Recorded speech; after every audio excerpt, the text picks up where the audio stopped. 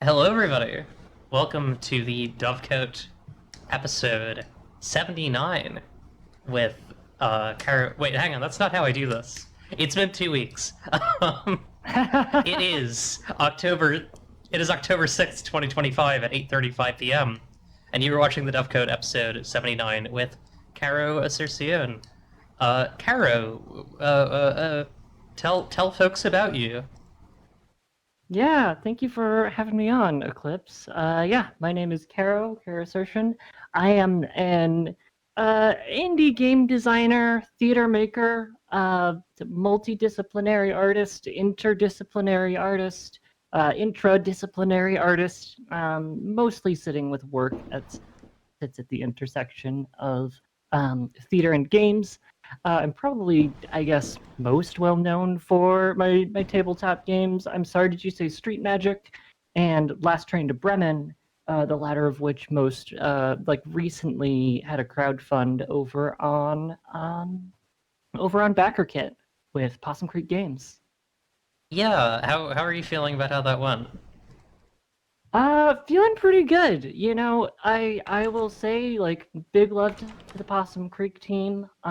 It has been interesting, having done a one crowdfund that was kind of entirely my own. That was really I was the project manager and holding all of the fulfillment for that. Mid COVID, mid like March and spring and summer of 2020, and translating that into okay, this is another crowdfund campaign and somebody else is the project manager. Uh-huh. And that has been a real change of pace and a real breath of fresh air in a lot of ways. So deep respect for the Possum Creek team. It's been a real joy to work with them on that process. Hell yeah. I think Jay is coming on for like the third time this year next week, so Oh, you know. incredible! I love this for her. You know, Yeah. keeping busy. Hmm. Yeah, Um, I totally hear what you mean because I've been in the middle of some of my own stuff with crowdfunding recently, and I recently spoke to a friend about potentially making something for them, or for their company, and it's like, wow, that is going to be a huge relief not having to deal with that shit. yeah, the moment that I don't know, I think that as folks who are really starting in like very much in the not even the capital I indie, but the lowercase I indie self-publishing space of like, I don't know, I'm gonna throw this up on itch and see if it bites, and moving from that kind of first moment of like, oh, I'm gonna test this thing out into that space of, oh, I'm gonna try and turn this into a crowd fund and see if I can get people to like follow through. Um, and that means that I, as the person who's like running this, have to learn all of these things about the back end of what does it mean to construct a crowdfunding campaign? What does it mean to market a crowdfunding campaign? What does it mean to learn about all of the pieces of all of just the moving pieces of what it takes to handle manufacturing or distribution or fulfillment or whatever aspects of the process are. It's not the same thing as just taking your little PDF and putting it up on itch, right? There's a lot more moving pieces. Yeah, it's a full production. Um, uh, Hmm. speak. It's really bad segue. I'm actually very because I hadn't heard about this element of your work. Could you speak more to the theater element of your work? Yeah, yeah. I'd be happy to. I okay, I'm gonna back up a little bit. Growing up as a kid, I would occasionally play board games, but like tabletop games was not really my thing. I was like, oh, I sort of know this, cultural conception of D&D or, that kind of thing in the distance, but that was never really my space.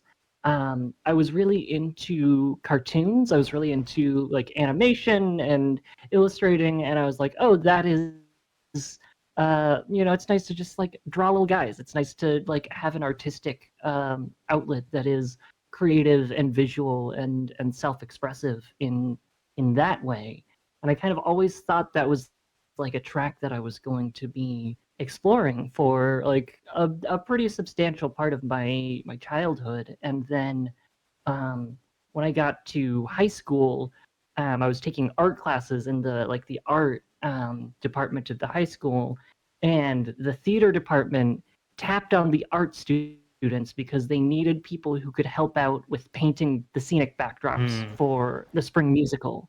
And I was like, painting, not really my thing, but I'll give it a try. I'll give this a go. And then I started scenic painting, and I got into it, and I was like, hold on, what are those other folks back there doing with the power tools? I want to learn about that.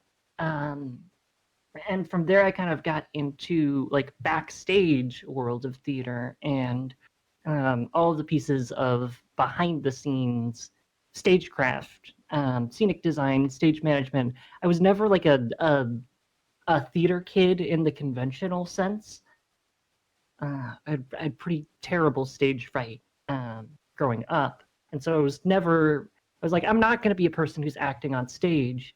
But I did end up getting into theater through kind of that other mode of artistic expression of like the stuff that happens behind the scenes. And that still sticks with me. I have moved from that theatrical, really the technical side of theater into work that's a little bit more producerial. I do a bit of producing as part of my day job. I work at a theater in my area, and also do some dramaturgy, which is I like to say kind of the being the GM of the theater, but not in a way that is like being the director. But it's sitting at the intersection of um, a lot of the things that we are doing as game designers and in communicating information, in thinking about the overall structure of story, in thinking about putting all of those pieces together. And yeah, and so that is really one of the things that I do alongside my work as a game designer is balancing that with work in kind of the theater industry, which is also going through a really interesting moment right now with the state of the world writ large. Hell yeah! Thank you for telling me your story around that. I really appreciate it. Um, I uh, I think I when I was getting this is like I was perfectly primed to encounter this stuff, but when I was getting when I was a freshman in college, they had just canceled the entire theater program at my college. Mm-hmm. Um, Mm-hmm. and I was like in the queer space, like that, that was kind of my environment in college, and so I was encountering a lot of people who were really directly affected um by losing that, and then like those people trying to figure out like ways to still maintain that was really interesting. um but yeah, that's just kind of, I guess sort of aside the point. I did when you mentioned kind of theater having this connection to to teach RPGs, I was actually having a spirited discussion with my girlfriend the other day because I was like, um, I forget how it actually came up, but I was like trying to explain to her how a production of Shakespeare like had players and was a game. Um, Yeah, I and yeah. mean, like fundamentally, that is, it's called a play for a reason, right? And it's called play in the tabletop space for a reason. And those are not necessarily, fundamentally identical, but there is a space of exploration and what we are doing in the narrative space of storytelling, of exploring these ideas together is really not that dissimilar, right? I don't know. Yeah. I think there's a very easy parallel to be drawn of you think of like the actual play scene these days, the particularly the big budget stuff, like your Dimension 20s, your Critical Roles, the folks who are really out here doing like flashy stage pieces, right? And sure, there is something about theatricality in that sense in terms of spectacle, right?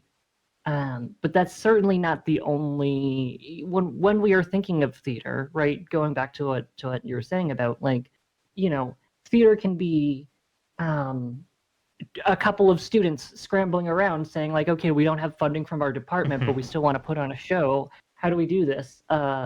Fuck, it's me and my friend and two chairs, and we're just gonna sit in a room and read a script. And like that enacting of the story can still be um, theater. That can still be play in a very real way, even if it's just for an audience of two or an audience of a handful of your friends, right? Like the way that we think of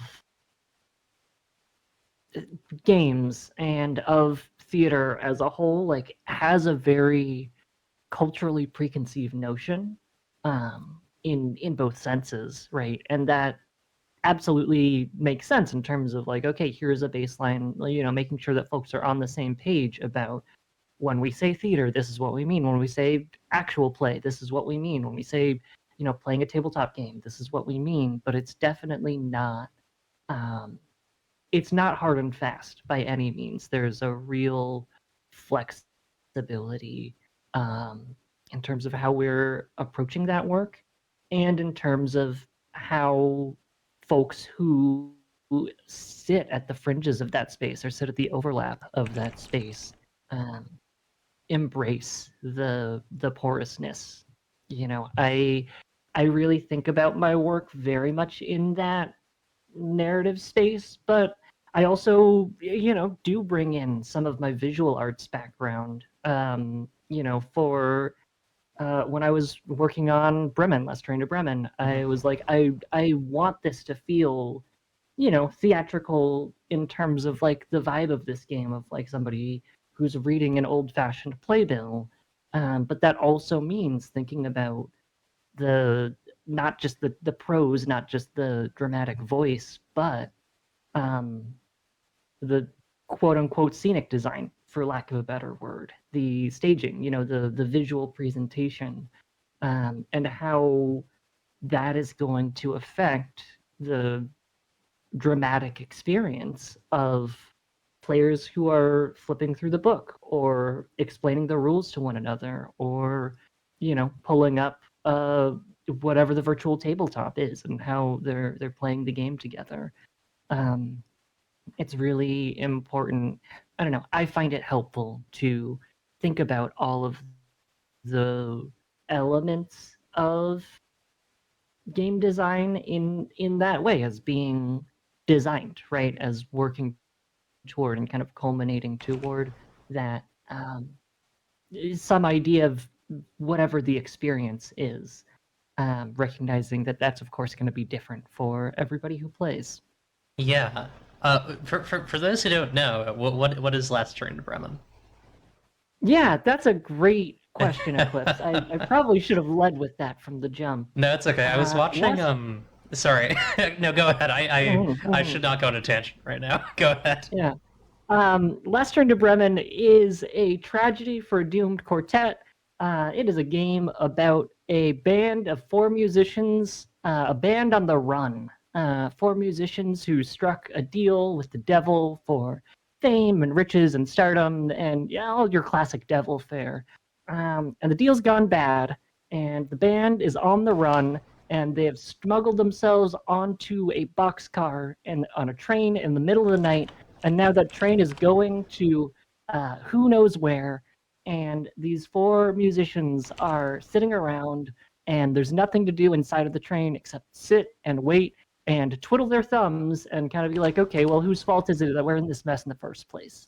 So it's really a I've had friends who've said it's a Fleetwood Mac simulator. Uh-huh. It's really a game about what happens when you have characters who are these artists who have a really deep, long-standing emotional relationship with one another, and what happens when that relationship comes to pressure, comes under friction. Hmm. It is a game for four players. Each player plays one of the musicians specifically, and the four musicians um, have kind of tell the rise and fall of their musical career, their shooting to stardom, their inevitable decline as things go wrong, via flashbacks. The characters are playing liar's dice. They're gambling dice with one another. And as they give up dice, as they lose dice over the course of play, they are narrating flashbacks with one another of, oh, well, this is the time that, you had a really inadvisable hookup with, one of our groupies. And I said that you shouldn't do that, and you didn't listen to me. And it's meant, it really soured our relationship. Or this is the time that I, ran the band's credit card through the roof, and you said you said that you said some really mean things about my financial decisions, and I, really these characters who are dealing with the ins and outs of creative and interpersonal friction with one another, um, all backed by this kind of classic Faustian bargain, right? This idea Mhm. of, oh, all of the things that we're doing are kind of shadowed by the presence of the devil who is coming to collect all of our souls, and hopefully we're going to make it out of this. But it's a tragedy, so we probably aren't. Mhm. Hell yeah. Um, which you can probably get from the high level pitch there. You can probably see how some of the theater like elements are coming into play, Yeah. um, both in like the narrative of that game, and in kind of the mise en scène of it, right? The overall stylings and aesthetics. I mean, even a But it's boxcar definitely, is a stage, right? yeah, it's a black box theater piece. Like Uh-huh. one of the things that when I was setting out to write this game, I was like, okay, what are kind of my design goals? What are the things that I really want to push myself with? What are the ways in which I want this game to feel a little bit, um, just a little bit outside of my own comfort zone? And one of the things that I told myself was I want to write a game that has a really specifically defined narrative arc. Mhm. I think a lot of the other games that I've designed have been a little bit, more open-ended, a little bit more meandering. Street Magic, Exquisite Biome, I've made some games where it's like, oh, there isn't necessarily a defined end. You kind of just like continue to cycle through this and let it be its own thing. And for Bremen, I was like, no, I want this to be a very specific, narratively structured game. I want it to have, a beginning, a middle, and end. I want it to have these particular characters who have these particular relationships with one another, and really trying to design something that these archetypes are clear enough that somebody who's maybe never played a tabletop game before could sit down with three of their friends and say, I don't know how to do this, but why not? I'll step into the role of this character, and we'll still have a really satisfying, um, you know, narratively complex but fulfilling emotional arc by playing this game over the span of a couple of hours, right? Yeah. Self-contained, kind of one shot in that way. I'm gonna ask you the thing that I was probably gonna wait to ask you until we talked about maps, Hit because me, I'm hit super me. curious about this because it's a thing I've been thinking about a lot about recently. We can talk about it more when we go over there. Um, but I'm so curious. Street Magic is I would say probably one of your larger other games, and that is a map building game. And this is, as you said, like specific characters, specific relationships. I don't know if the term capsule means anything to you. Yeah, I've heard folks tossing around the term capsule games, which all as a taxonomy, I think it's like, oh, this is a useful thing to hold on to. Um, I don't know if I would necessarily personally describe Bremen as a capsule game, but that's just because I don't like use the term because I am not talking about capsule games regularly. But like, I think it falls under that umbrella, certainly. Yeah.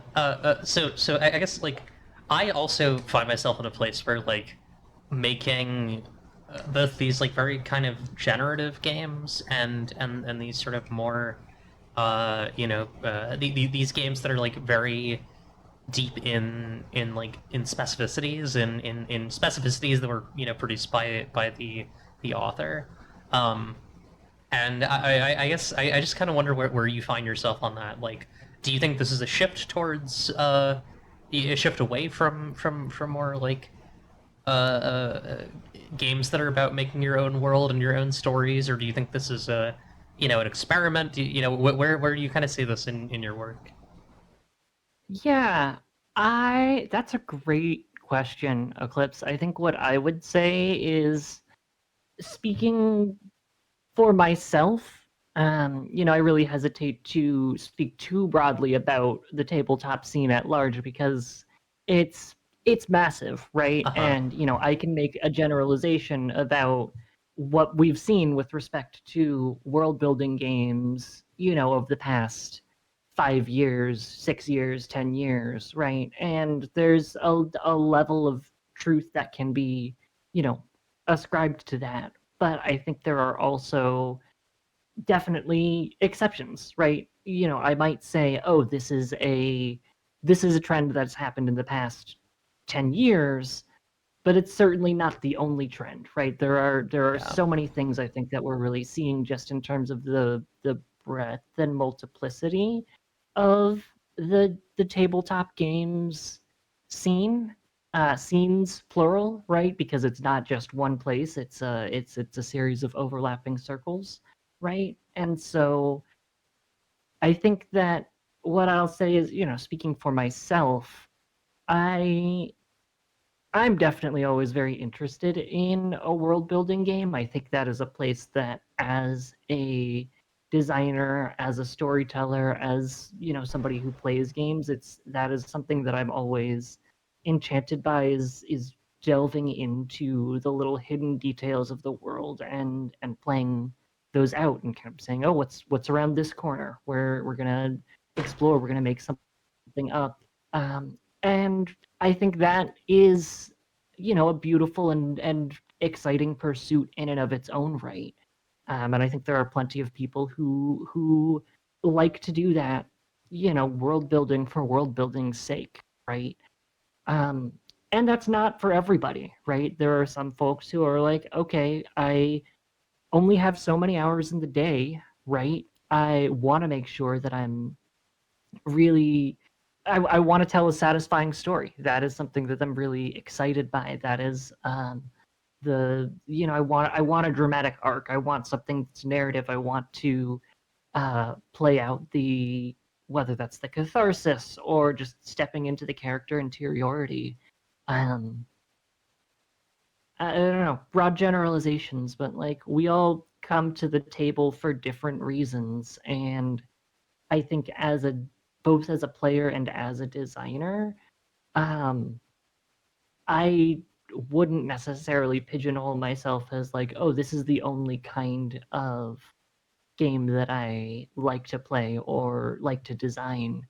I think there's something that's exciting about trying to challenge myself or saying, "Oh, I want my next project to really push on or iterate on this different area of exploration in a different way." Yeah, I find Whether myself in a sorry. just whether that project is, designing a game or playing it with friends, right? Yeah, I find myself in a very similar place where like um I feel like looking at almost any design thing in TTRPGs as like this is trending up and it is superior to the other thing is just gonna fuck you on some Oh, level. 100%. Uh, Mhm, and mhm. so it's I like that's probably my one bit of hesitance with being like with talking so much about like like semantic labels like capsule because I worry that it makes people think like I mean we saw the fucking breakdown around expressionist games so like Oh, people do not 100%. understand that And like when a thing is named it's not necessarily marking it as superior. yeah, and I mean this is lyric games if we're going all the way Uh-huh. back to, 2019, right? It is using a terminology to speak to a particular artistic movement or artistic affect, but not necessarily like we're not using that to define um anything can be it's a box, right? And you don't necessarily have to let that box be rigid unless you're thinking of it that way, which I think we uh are often want to do as incentivized by like this the forces of culture pressuring us to think of things as very rigidly one thing or another. And it's like, no, this game can have expressionist tendencies, but I don't necessarily have to like define it as such, hardly strictly. Yeah, some people haven't some you know you gotta it's a very particular I'm trying to like because I have a very like disingenuous version of this of just like oh yeah some people said bad teachers but I think it's like it's a Mm. very particular learning process by which you like understand that when someone is like this thing is X they're not saying this thing is that entirely they're saying like this is a this thing can be understood through this framework. Yeah, it's semantic specificity, which Mhm. anytime you're talking with strangers on social media, on the internet, semantic specificity is always going to be working uphill against you. Yeah, yeah, that's how you get got. All right. I'm trying to. Yeah. Oh yeah, are you playing anything fun? What am I playing these days? I just wrapped up a campaign with a handful of friends of it's Void Heart Symphony. It's Mina McJanda's Void Heart Symphony, Okay. as recently crowdfunded for the new edition by Rowan Rook and Deckard. We reskinned our campaign, and it was me and a couple of friends who are also like fairly game design intended oriented, and we were like we know the story we want to tell. We're not necessarily 100% um sure what system we want to play in, but we were like we want to play a cyberpunk game that is sort of like building out a map, a little bit street magic-y style, but like balances the back and forth of going into and out of cyberspace for, cyberpunk heists with the day-to-day of city life, of Hmm. trying to make it through the day, the real hard scrabble elements of your classic cyberpunk, right? And ultimately we were looking at a couple of different options, and we're like, these are all good games, but they don't quite get to the heart of it. And we landed on Void Heart, because of the way that that game really approaches its in and out of the castle. This kind of idea of, oh, you're balancing your day-to-day life, your grind of trying to look out for the world, make art, make rent, looking out for your community, with these kind of bold, striking missions against kind of this big, overwhelming supernatural authority. And we were like, okay, this works 90% of the way. And so as game designers, we kind of put our hats on and did a tiny bit of tinkering to get ourselves that last 10% of the way there, and told a really satisfying story with it. It's a good game. I think it does some really interesting stuff with its balance between the Powered by the Apocalypse, 2d6 system, and the Sparked by Resistance toolkit. Um, the way that it works is it kind of alternates between those two for when you're in the castle, versus when you are dealing with day-to-day life in the city. Um, it's like, oh, when you're doing your big grandiose missions, you're playing a little bit more narrative, action forward. You're using PBTA, 2d6. Like, these moves are very narrative, they're very cinematic, and really all about like taking bold swings and kind of big action against these set pieces and these villains, right, for lack of a better word. And then you come out of a mission and it's like, yeah, we kicked that guy's ass. And then you go into the day-to-day of city life, which is using the resistance toolkit, and it's like, oh, this is a little bit more down to earth. um your failures hurt just a little bit more because you aren't a superpowered avatar, Hmm. right? And you kind of have to do these resistance checks, really just kind of getting from one paycheck to the next, right? And so I think it's doing something really interesting with kind of that core mechanic of using the same overarching framework of you're always rolling two dice, and kind of whatever the result is, you're going to inform like the success or the failure. But what you're checking against, or how you're gauging those metrics of success, um, really changes depending on how hard scrabble of a situation you're in, right? Is this, um, you know, the day to day of living in in our case, a cyberpunk city, or is this the cool, very adventurous, very stylized process of going through more of an adventurous moment? Hell yeah, that game sounds So very fun. yeah, yeah. It's got some cool mechanical tech. It's got some really cool stuff in terms of like character relationships. It uses some tarot stuff in a fun way. I'm a fan, and Mina does great work.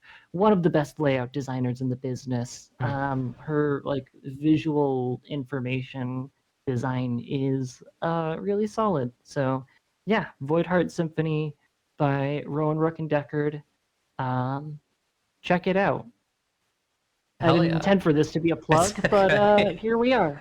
Yeah, I think the idea of kind of different like mechanical, having different mechanical levers for different phases is really fun, because I do think there is an issue on some level where in downtime in a lot of let's say adventure games, right? Or even Mhm. like phasey adventure games. There's a tendency for you to kind of be invincible in downtime. Like bad things can happen to you, but they are like ruled by the mechanics, and I think letting a little bit of danger into the world outside of your excursions is really fun. Definitely, definitely, and it makes it feel like I think part of the balance there is like what does downtime mean, right? And I think that different games do approach that in different ways in terms of like how much time is this actually, and what does that actually mean on a day to day.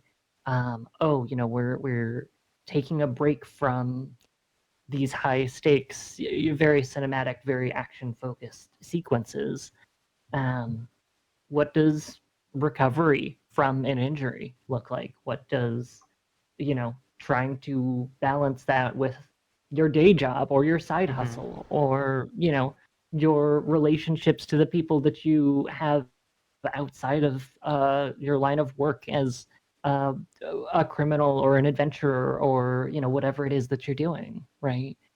And I think that that is very much the space that I think different designers tend to approach that in different ways. Like, you see that in um I think certain Powered by the Apocalypse games like that are a little bit more mission oriented or kind of oriented around those cycles.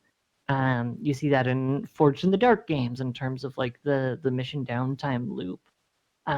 There's definitely frameworks that are, I would say, perhaps easy to default to without Hmm. necessarily thinking about.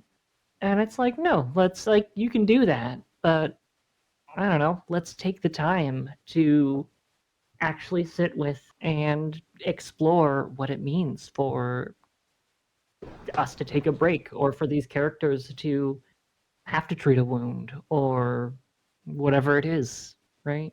Yeah. I not to fucking talk about my own shit on the show, but I think it's relevant. Um, Please. me and my friend Crowley are releasing a game called We Live Forever, We Love to Live later this month, and we've been doing an AP, or we started an AP of it, and something I'm very excited about with that game is that it is a game where you slowly transform by taking these paths with these like uh, horrible beings in this undercity, um, and in this kind of like a fugue city beneath the city, and Mhm. when you do that, you transform, um, and it's like some of it is like weird horny transformations, some of it is like furry stuff, some of it is like scary shit, like you have like baby doll arms coming out of your flesh, um, and then that's the night phase, and then you have the day phase where you need to like try and fulfill your regular human goals as a regular human being with all of these changes and try and hide them and make excuses for them to the people who love you. And yeah, I think that there's a lot to be done with phases that are more interested in sort of the very palpable, long, drawn out consequences of like going out and getting hurt. Yeah, this is like in the real world, right? Uh, You get injured and that can sometimes take, the 5 seconds or however short an injury is, and it's like, oh no, that has a lasting, like lingering effect, right? Change can be short and the after effects of that change can be long, right? And it's very easy when we're playing in a fictional space to elide or to downplay that, and say like, oh, okay, well we're going to cut away or we're going to kind of hand wave some of the specifics of, what does it mean for somebody who's growing another arm or whatever transformation ends up happening, right? It's like, how does that inform like how you sleep, right? You have to roll over on your mattress in a different way. Like that's, not necessarily the thing the camera is interested in. Mhm. But if you're saying like, no, this is actually the thing that we're trying to work through, um, that can be a very fruitful and very interesting place to play in. Yeah. Yeah. Twitch.tv/you are beheld. We live forever and we love to live. Yay! Yay! Yay! Yay! Uh, something. I guess another axis of this that I was thinking about now. My friend and partner Wendy Ripston is in the chat. Um, Wendy has a very OSR sensibility, and something that I really enjoyed in one of her games that I played, Rust and Raiders, was that obviously in OSR you have this like high lethality, kind of vibe, but like Mm-hmm. it was actually pretty hard to get like insta-gibbed in Rust and Raiders. Um, and instead, what happened is your character would get, basically disabled. And, they would still be in the story, but they would appear as, part of the community that you're building in sort of a non-combat, non-adventuring role.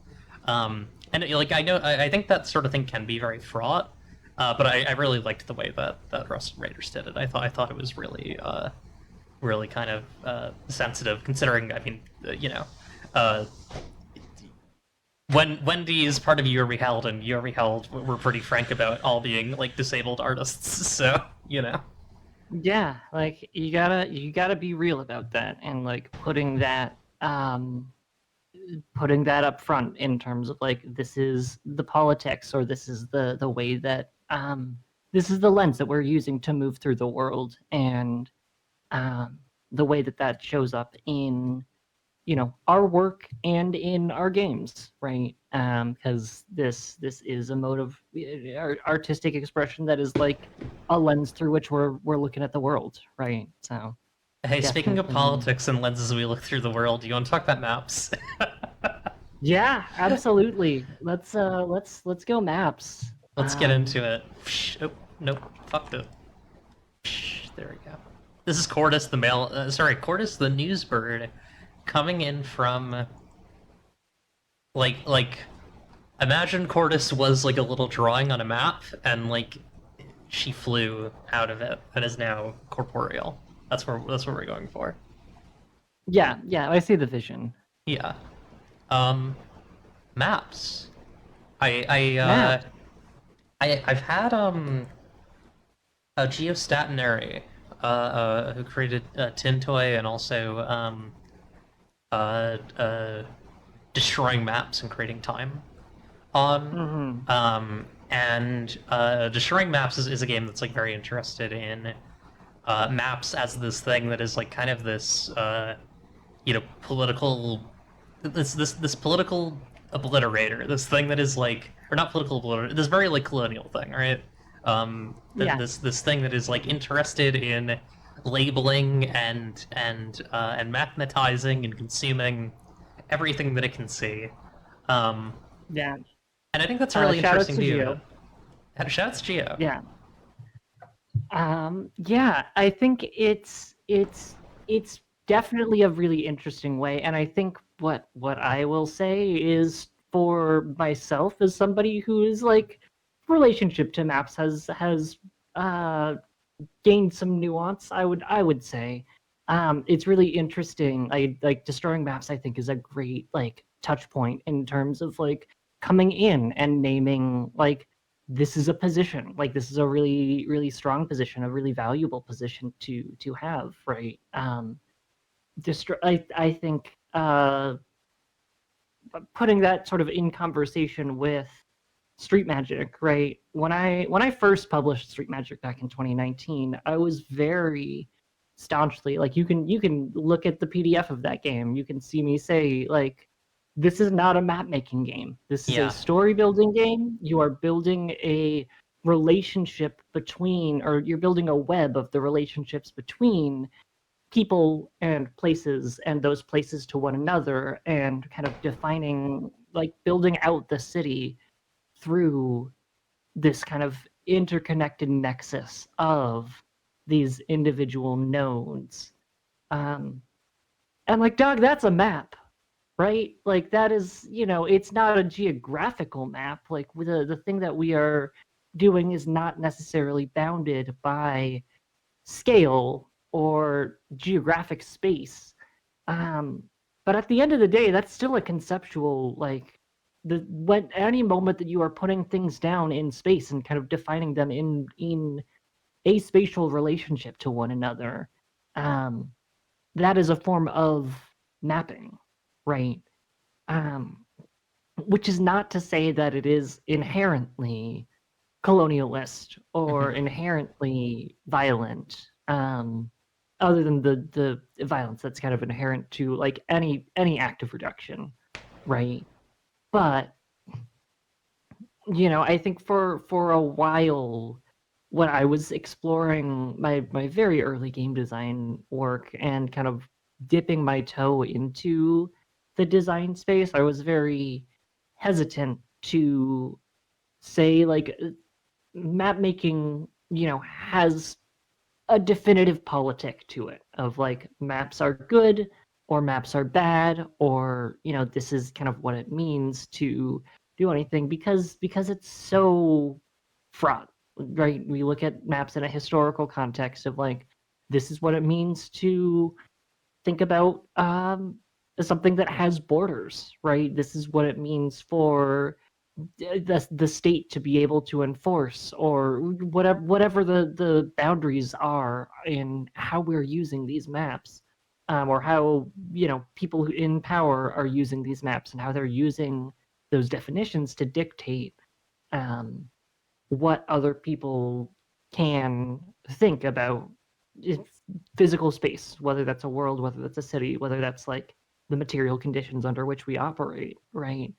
And so for a while I was very reticent to kind of apply that politic to my own work, and I think the more that I've sat with it, and the longer I've had to really sit with and explain it and learn from a lot of other folks who are in the scene, other scholars outside of the tabletop space, I'm like, no, maps are not inherently good. Maps are not inherently bad. Maps are inherently tools, right? And Mhm. any tool can be used to a particular end, which, we can ascribe some moral judgment of, like, this is good, this is bad.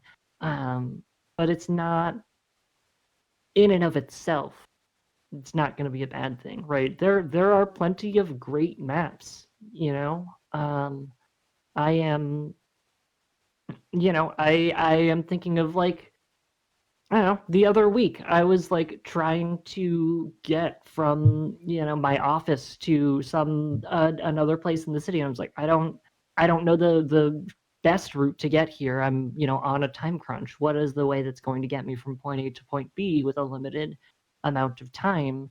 And, like, if you're trying to accomplish a particular end of, like, traversing space, a map is going to be the best way to do that, right? And that does mean, maybe you're capitulating to some um, ideological bias depending on the map that you use, but um, at the end of the day, it's a means to an end. Um, and I think I've found myself wanting to sit with that nuance in my own work, and in, like, my approach to map making, and my approach to world building writ large, a little bit more. I think that still comes through with the original Street Magic, though. You know, if and as I revisit it, I'm like, oh, I might approach the rhetoric or the framing here a little bit differently. But it's Street Magic is a game that is in its attempt to avoid being that very geographic map. Um, really tries to explore the hidden corners, right? The idea of um, what is not rigid. How can we make sure that we're not necessarily defining this just in terms of, oh, here is something that is discreetly bounded by physical space, right? Yeah, I I think I can relate to like I mean maybe I'm not entirely sure. Like that degree of overcorrection really feels feels kind of in line with my own journey around like sex and sexuality in my games. Um, Mm. where I found myself like initially being like, well, I mean, we can all suspend our disbelief, but there are certainly limits to the amount of like non-consensual play that you can do, or the amount of things that are complex about consent that you can explore in a game. And then I slowly was like, well, it kind of depends. Consent is a tool. Like consent and consenting is a tool. Uh, it's an aspect. It's a thing that it's a thing that can be explored. And I think and similarly with sex and sexuality, I think I realized like you know, in my effort to make this game like open to ace people, I actually made it like less open to ace people because now it's like got all these landmines in it. And at a certain point, I just kind of realized like, it. I think on some level, it's good to it's good to own the thing that you're doing on a political level with your work and Yeah, kind of accept it eh, and try to do the best version of it you can. yeah, and it kind of goes back to that semantic specificity, right? That idea of like, okay, well, how am I communicating this, and what level of nuance, do I need to bring to the discussion as a writer, as a designer, as somebody who is making a piece and putting it out into the world and trusting that other people are going to interpret it and aware that other people are going to read this and that translation is never going to be the exact thing that lives in my brain because of the totality of human experience, right?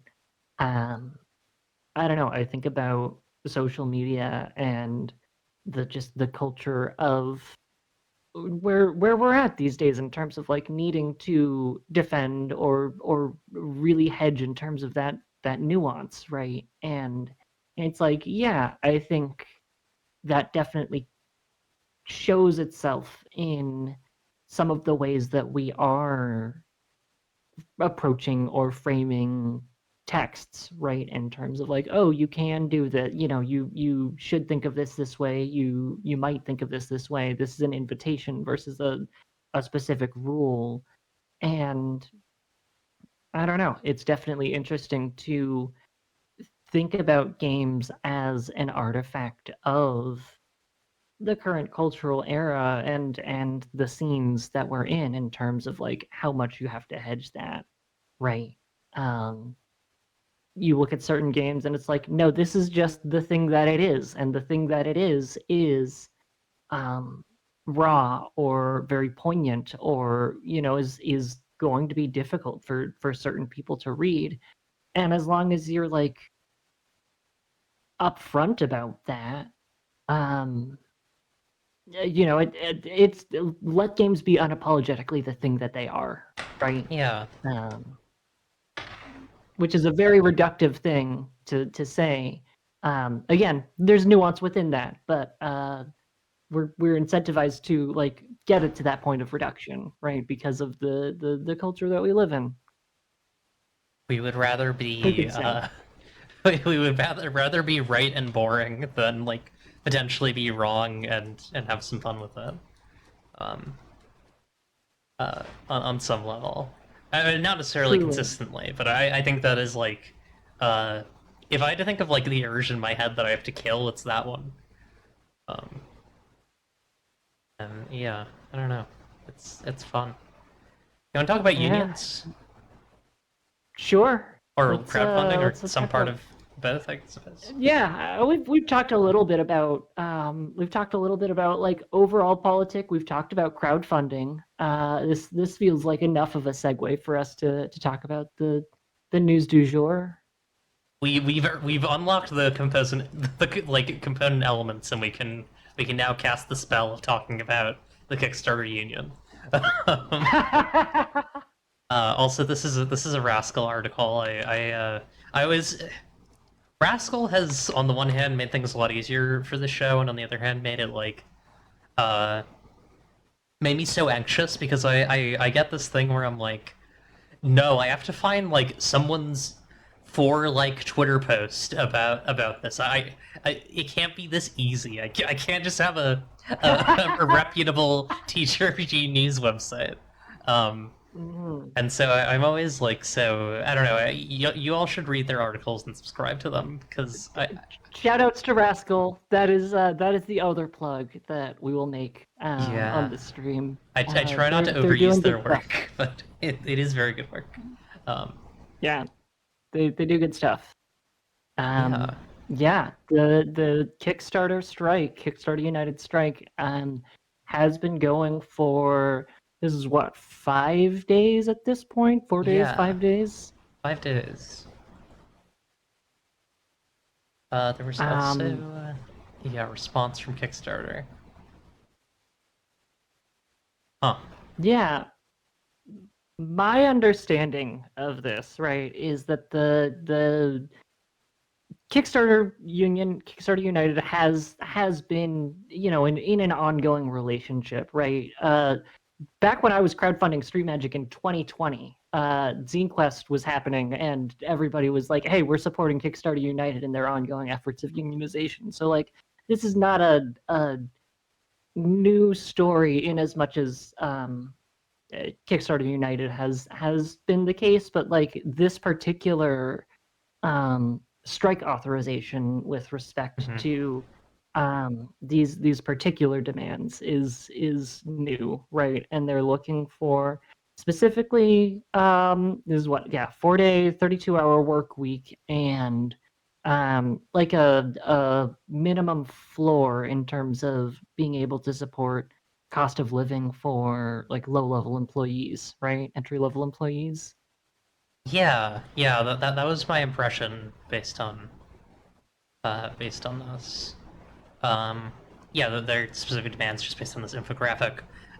Minimum salary for all workers, a 4-day, 32-hour work week, which sick as fuck, by the way. Like uh, really solid swing. I have a huge amount of respect for asking for a 4-day work week. I think that's what really should really be standard. But you know, Yeah, and it sound from the bit that I have been able to glean, right? That is something that they have been more or less operating on, right? It sounds, at least from the bits that I've been able to see, like, hey, Kickstarter is kind of already being more or less operating at this level, and management wants the opportunity to like bump that back up to 5 if there's like a crunch period or mhm. if that feels like it's changing. At least that's what I've read Okay, in the statements that have come out, right? So I think it's like definitely one of those things of like, yeah, this should be the minimum, right? This should be a baseline. We should all, continue to pursue the 32-hour work week. We should continue to pursue like, the 24-hour, just like what does it mean to um advocate for ease of labor for everybody, right? But I guess in this particular instance, for this particular union, right? Fully support advocating for that and advocating, so clearly for like particular demands.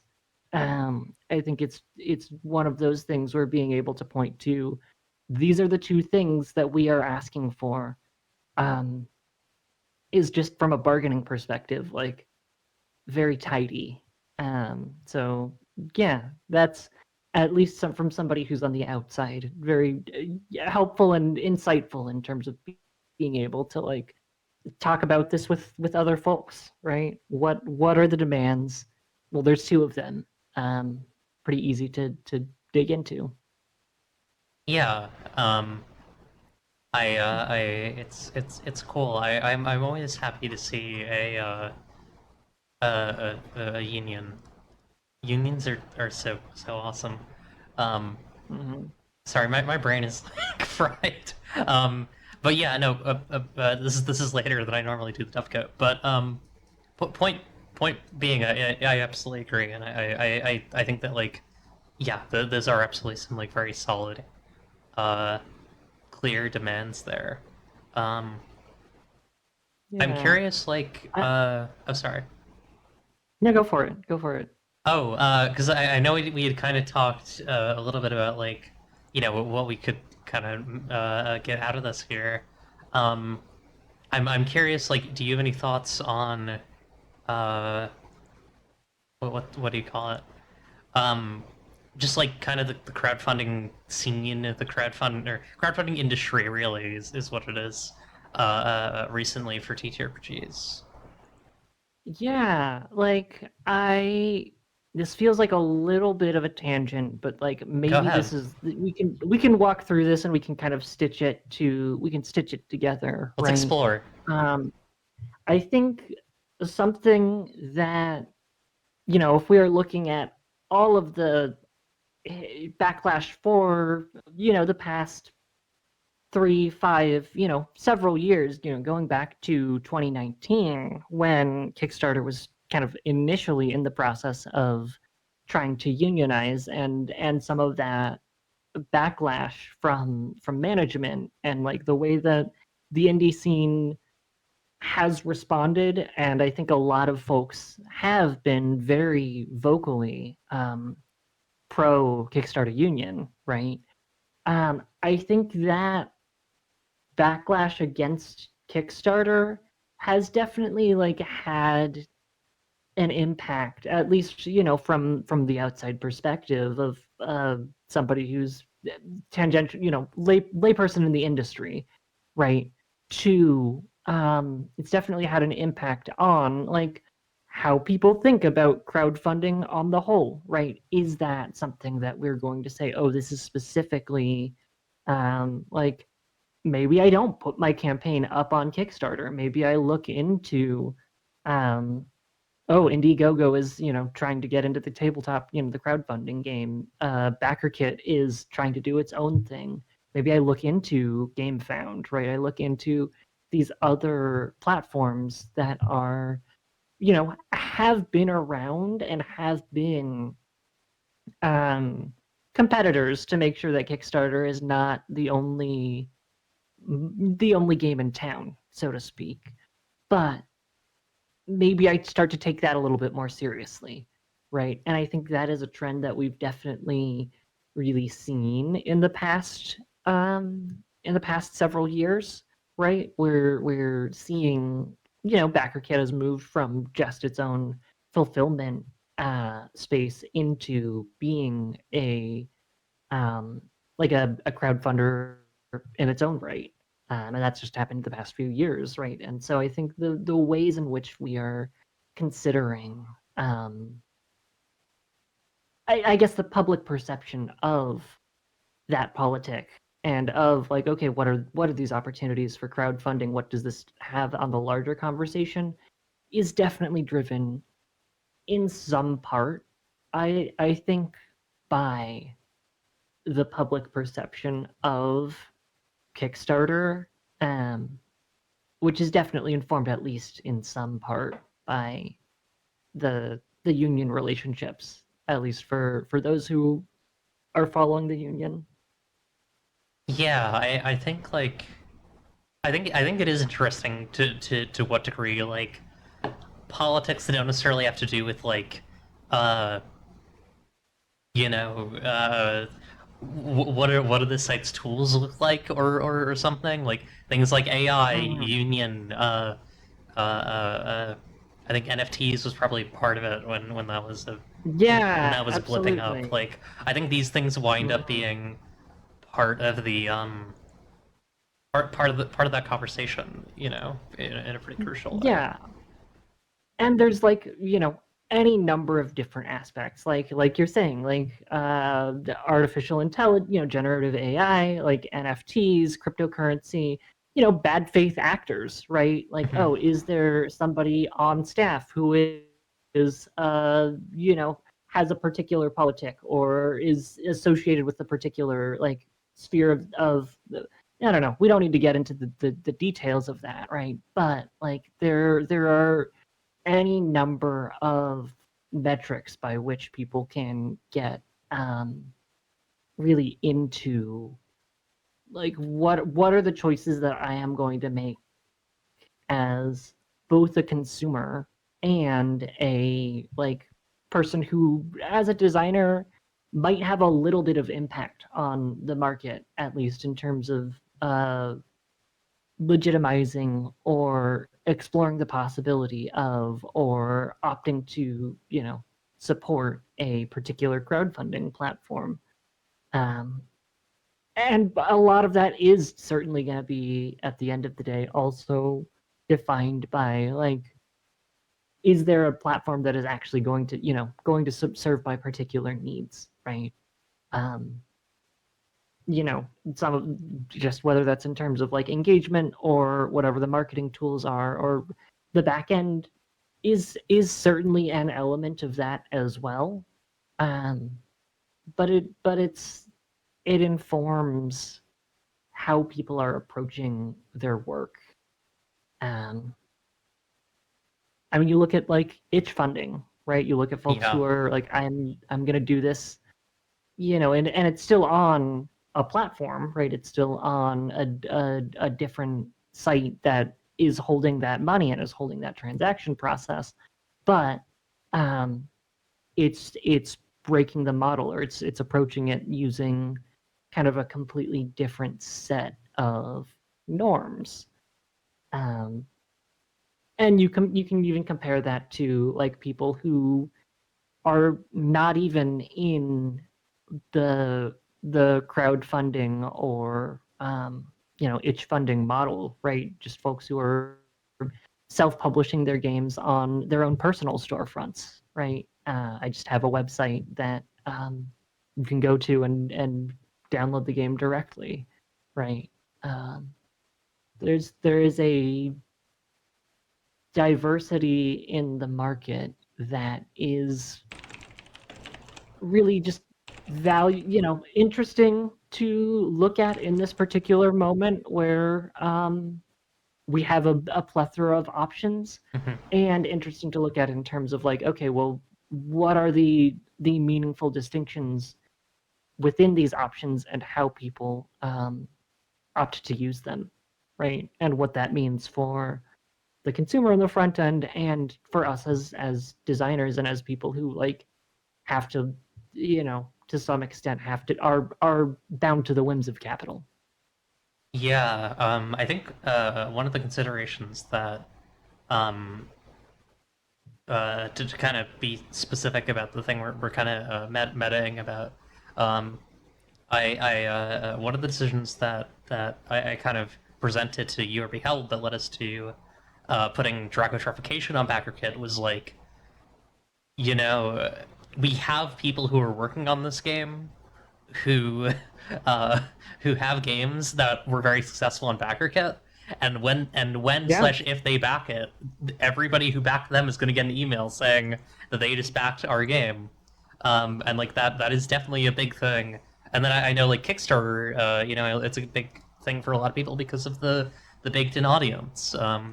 So, there's a lot to consider. As you're saying, kind of in terms of need.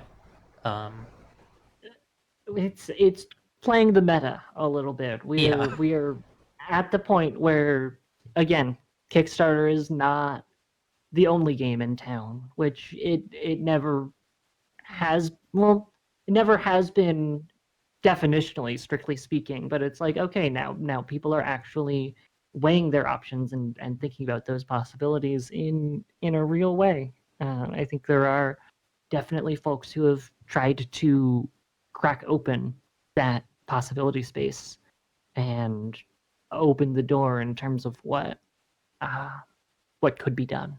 Yeah, I think something important to note for folks who aren't who don't really make TTRPGs or don't really know like what the vibe is for people who make TTRPGs. Um, I feel like this conversation could sound very like cynical and industrial to some people, which I think in some levels it is. Like I think we are talking about cynicism on some level, um, or not necessarily cynicism, but 100%. cynical decisions that are cynical. But I do also think there's a degree to which like I think for the most part, TTRPG designers are not. A lot of indie TTRPG designers are not coming here for are not coming to the pot for for like in the attempt to like dominate and gain a monopoly. I think a lot of us are trying to succeed and see other people succeed, and like kind of make some money and maybe make a living if possible on uh or supplement our living I suppose uh Yeah, yeah. you know And it's really the like in a perfect world, yeah, it would be great for us to be able to think about like let the art stand on its own. mhm. We don't have to worry about being able, where the next paycheck is coming from. Like everybody, has that level of space and freedom and ability to explore artistic self-expression. Whether that's through games, whether that's through theater, whatever the medium of their choice is, right? And unfortunately, the structures that we live in, we just don't live materially in a world where that kind of self-expression is accessible to everyone, right? Yeah, And so what does it mean to um, try to carve out that space within the systems that are available to us? um, yeah.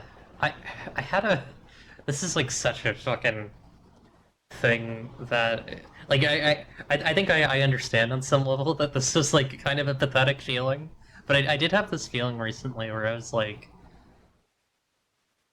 it's so strange to me that I live around so many people who like work the same job that I do, who aren't constantly looking around and being like, you know, why can't I draw all day? like, Mhm. and it's like, I don't know. It's an interesting like thing to kind of contend with and be aware that I'm like maybe being a bit of like like there's some elitism there. There's some like lack of sonder there. But I do also think like I'm coming at it from, you know, labor sure do alienate you from yourself and your labor, huh? Labor, yeah, no, it sure does. Like that's just the nature of the work, right? And I am not well read enough in theory in order to be able to like get into the specifics of like, oh, this is the you know name the mechanisms by which that alienation is taking place. But it's like no, and I think yeah, that's real. And even as somebody who, I will say like works in an artistic industry, right? Theater as a job is something that I feel really passionate about, right? And it's like I'm grateful that this is something I have the opportunity to do as, a source of income along with my work in games. It's still alienating. Like at the end of the day, Yeah, this is still labor. This is still something that we are taking our time and putting energy into, and is as much as we are trying to avoid, falling into the whims of capital. at the end of the day, we still exist within these capitalist structures, and so how do we carve out space to make the work as fulfilling as possible um, without falling into that alienation, right? Yeah, it's we gotta find a way to justify it. The Yeah, time and yeah, yeah. Do you want to answer some mail? yeah. Hit me with the We nail. just have a couple questions, and I think we might wrap up after there because it's getting quite late. Yeah, All right. East Coasters, shout outs. Yeah. God bless you all. I am comfortably in my Pacific time zone. We're doing all right over here, but appreciate the late evening. Fuck. Apocrypha, the male bird, who I think we've established as non-binary and not male. Um, we have a question from Wendy Ribston. Hi, Caro mentioned being a theater kid. So, Caro, what was your favorite role that you've played in theater, and how's it impacted you? Favorite role? This is a great question, Wendy. I'm gonna stretch it a little bit because, like I said, I was not an actor. I was not a like performer on stage. Horrible stage fright. Um, but I will actually tell, like, I think getting into stage management, specifically getting into like the act of like being behind the scenes, being somebody who had a level of support, um supporting the artistic vision of, in high school, the drama teacher who was like corralling all of the other students and realizing like, oh, what I am doing in the room is still, oh, there's a level of management to it. There is a level of making sure that other people who are coming in are learning the tools of the trade, learning, they need to learn what it is to be backstage, or what it means to, how to operate a spotlight, or how to use power tools to help with the scenic construction. And as somebody who at the time was like figuring out a lot of my own shit, it was like, oh, this is an opportunity to really kind of come into my own and find that responsibility and really figure out what it is to support somebody else's artistic vision in a way that still left room for my own. Hmm. Um, I've definitely worked on a number of projects where I was working with a director or working with, a creative team, and they were like, this is the vision for our show. This is the thing that we're going to do. This is how these actors are going to deliver these lines. This is, what the scenic design is going to be. This is what the lighting design is going to be. And I've been a stage manager in that room, and I've been like, oh, I don't actually agree with that artistic choice. Yeah. I, think that maybe we could do this differently. I think we could streamline this process. I think we could make a more interesting choice here. I think that, we could do something different. I just think we could do it differently. And, sometimes that is something I have the opportunity to express. If I'm like, oh, I want to voice this, and I feel like I have the trust and the support of the room to do so. And sometimes you don't. Sometimes it's like, oh, this is a different, the director has a vision and they're going to stick to that vision. Mhm. And as a stage manager, maybe it's my responsibility to support that vision, even if I don't agree with it, or if I think that it could be slightly different, or I would approach it differently. But I'm still going to understand to the best that I can what the intent is that somebody else has in the room, and try to figure out where they're coming from and try to figure out what I can do to support that.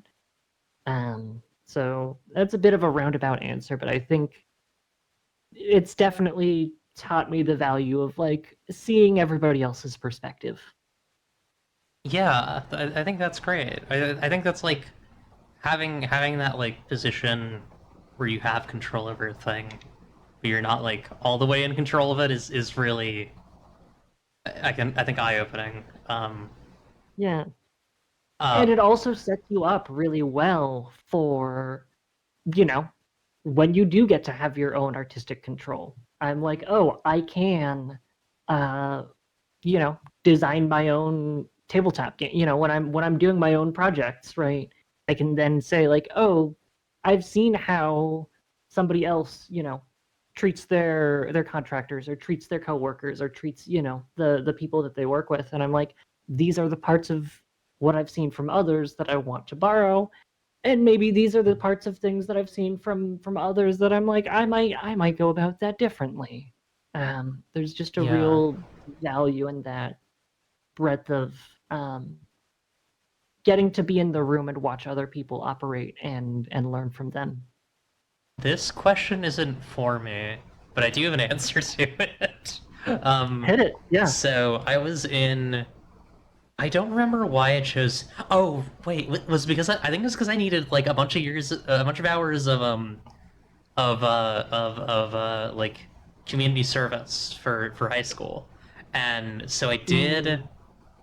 uh I did pit band or pit orchestra for Into the Woods, a high school production of Into the Woods at my high Oh, school. that's a high school production of Into the Woods pit band is like that is the workout. That is the gauntlet in a It real was way. peak. It was peak. Watching like oh god, like I love Into the Woods, and I think part of that is like having consumed Into the Woods like out of order, and like for the first time, like having an understanding of Into the Woods that comes from like repeatedly over and over and over again doing the same scenes and not seeing like later or earlier scenes until like months into the into the setup for for the show was like fantastic. The other element of this is that I was in high school at this point. Um, the so I played a trombone. I could probably pick it back up if I so desired. I played it from about I think third grade into my second year of college, um, and I was playing next to my high school band teacher, and I still remember on no more questions, Mm. please. That the bass for that is so weird because it's like it's a lot of like slides that go over like a couple of measures, and I remember Yeah, yeah, like yeah. helping guide my like me and my old like elementary school trombone teacher like working together to try to fucking understand the sheet music and like figure out where the fuck we were. And it's like, oh god, we're all human, huh? Uh, so that's my yeah. Yeah, like that kind of like exercise in humility, right, is a huge part of it as well. It's like, oh no, I recognize that I have a lot to learn. I recognize everybody else has a lot to learn. We're all coming to this process together, and we're all going to be experts by the end of it in different facets of it. But those discoveries are emergent in a Yeah. huge way. It's like there's not that much better you can like a senior in high school in terms of like playing regular trombone sheet music like isn't the gap is not that far between a senior in high school and an elementary school trombone teacher and so like you know Hmm, hmm. I don't know it's I Your mean peers at that point, your yeah colleagues, your basically. colleagues that's how it felt it was Yeah, also just like a nice way to kind of end off like yeah. a pretty tough year um Mhm. Oh hell yeah. Hey, if you like Into the Woods references, you should read a little book called Sapphic World. It's full of the fuckers. I love that. I love that musical. It's a good one. Uh, Shout outs to Into the Woods. It's I don't know if I would say it's my favorite Sondheim. There are a lot of good Sondheims, but it's up there. It's a solid one. what are the other good Sondheims? Because I am not a theater person. I Sunday in the Park with George is one that I hold a lot of sentimental Okay. value in because it was the first Sondheim that I worked on. It was by when I was right getting into college. Some friends of mine did a production, and I like that was really the first foray into like, oh, this is what it means to be doing theater like outside of a high school context. So that one is always going to be a little bit near and dear to my heart. Uh, Company, I think, does some really interesting stuff structurally. It's I think Company is one of those ones that is a little bit divisive in terms of like, oh, there are people who are like, it's the way that it is styling itself and structuring itself is not necessarily as a conventional musical, Hmm. following the same structures and trappings that we tend to think of, but like it's solid. Hmm. It like emotionally, the way that Company gets to the core of the themes that it's trying to explore, um, fantastic. I think about it so often. Really good really good musical to listen to when you're like, oh, I'm thinking about my relationship hangups, and the state of being alive. Hell yeah. I think we'll Love to go get through one last existential. question here. I think that's what we're gonna do because we have one more from TCapsh Games, Sasha Renault. Um, what in theater doesn't translate well to TTRPGs? I'll let you answer that. I have no idea. Um, Lighting design. Hmm. That's the immediate answer that I'm going with. I could probably like recontextual, judge that a little bit, but that is the first thing that came to mind. I'm gonna make a position and stake my claim in the sand. Does Ten Lighting. Candles have a lit stage? Um, I mean, I guess technically, if you're thinking about it in that way, but I guess I am thinking. I guess when I'll qualify when I'm thinking of lighting design and I guess sound design to an extent as well. Just the visual and like the ambient structure of the not I there's the experience of playing a game as a whole, but also the like the experience of like reading a tabletop rule book, right? Or thinking about all of the pieces as they kind of come together. It's not um lighting design and sound design in particular holds such a like precise relationship to sculpting the flow of time Hmm. and the idea of duration and like what it means to um like gradually adjust an atmosphere and change like an overall vibe of a scene. I can just slightly shift the lighting from like one look into another,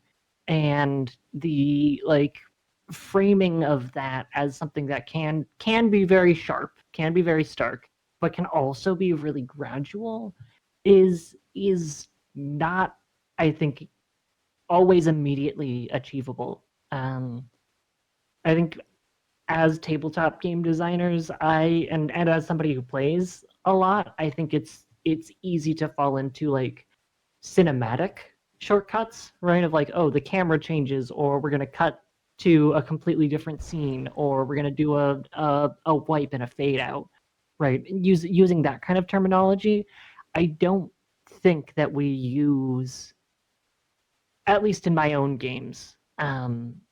terminology of like sculpting light and sculpting sound in quite the same way to quite the effect. I think you could. I think people should. I think we should like try to push at the boundaries and like what it means to pull from other artistic disciplines in terms of like how we're approaching games, right? I mean, look at the fine art scene, expressionist games. That's a moment that we're having right now. But it's I think that is the immediate answer that I would go with, and I don't know. Ask me again tomorrow. I might think up a completely different answer, but that's I'll stake my claim there for now. Put more lighting design in your games, cowards. Figure it out.